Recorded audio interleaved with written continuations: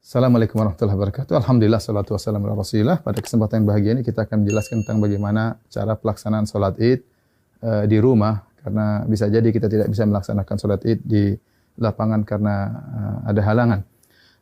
Para ulama, jumhur ulama berpendapat bahwasanya dibolehkan sholat id di rumah bagi orang yang tidak bisa menghadiri sholat id di lapangan.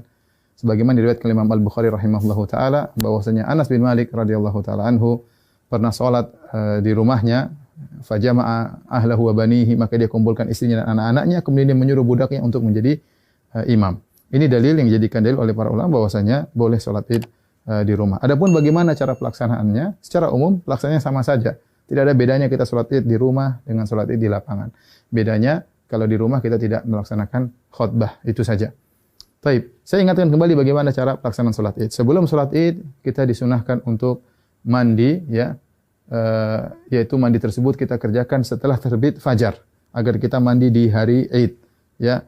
Setelah itu kita disunnahkan juga untuk makan korma dalam jumlah witir, ya, mau 3, mau 5, mau 7, karena itu sunnah Nabi SAW. Kenapa kita dianjurkan makan korma? Untuk menunjukkan bahwasanya hari tersebut adalah hari Al-Fitr. Al-Fitr secara bahasa artinya berbuka. Idul Fitri artinya hari berbuka, artinya kita sudah tidak puasa lagi. Maka kita tunjukkan bahwasanya kita berbuka. Sebagaimana kita berpuasa karena Allah, kita berbuka juga karena Allah, dan Nabi SAW segera menunjukkan berbukanya tersebut. Kalau tidak ada korma, maka sebenarnya Allah mengatakan boleh makan yang manis-manis.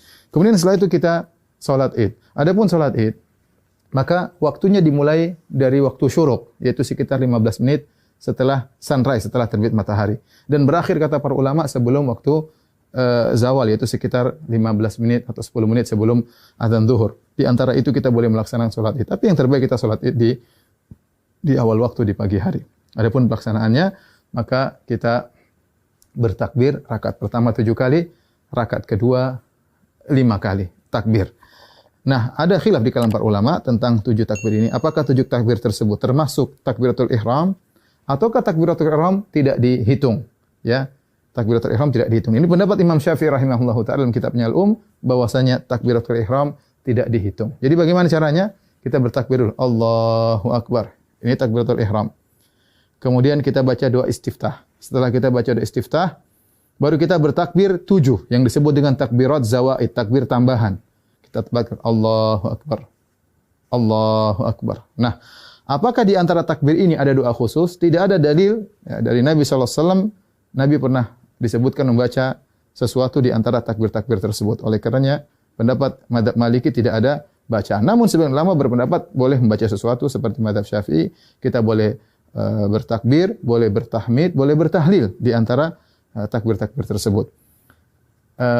Kita ulangi, kita Allahu Akbar, takbiratul ihram, kemudian kita baca doa istiftah, kemudian kita takbir 7 kali. Allahu Akbar 1, Allahu Akbar 2, ya, Allahu Akbar 3. Antara takbir satu dengan yang lainnya kita ada jeda sedikit, apalagi kalau kita jadi imam, agar makmum di belakang bisa mengikuti kita. Kita lanjutkan Allahu Akbar 4, Allahu Akbar 5, Allahu Akbar 6, Allahu Akbar 7.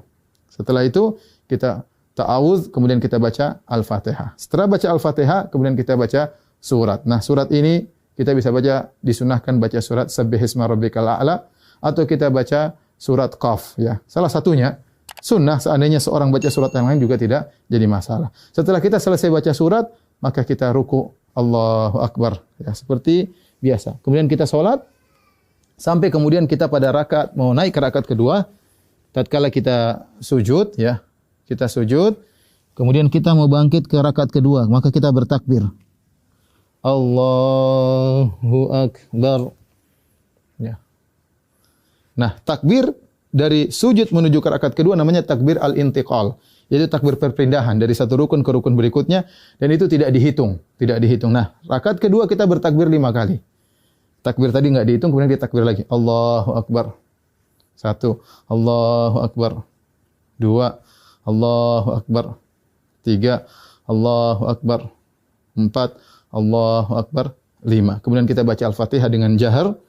Kemudian setelah itu kita baca surat, disunahkan kita baca surat Al-Ghasyiyah atau kita baca surat Qaf.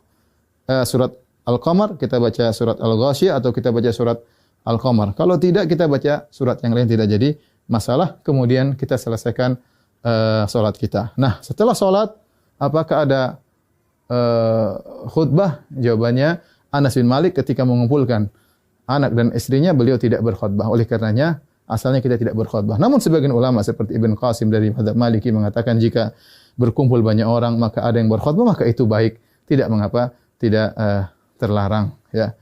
Demikian tata cara singkat ini, semoga bermanfaat bagi kaum muslimin. Semoga Allah menerima ibadah kita. Wabillahi taufik. Assalamualaikum warahmatullahi wabarakatuh.